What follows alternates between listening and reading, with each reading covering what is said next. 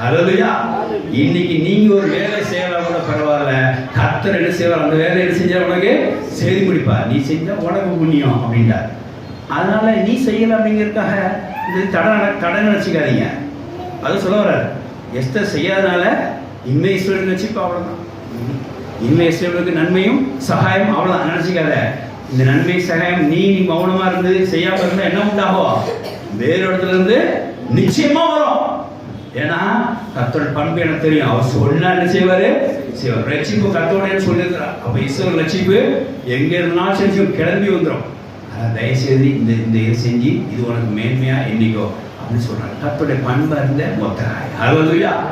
ஆமா, இன்னைக்கு நம்ம காரியங்கள்ல நினைச்சிட்டு இருப்போம், யாராச்சும் கர்த்தர் நம்மளுடைய வேலையை செய்து கொடுப்பார்.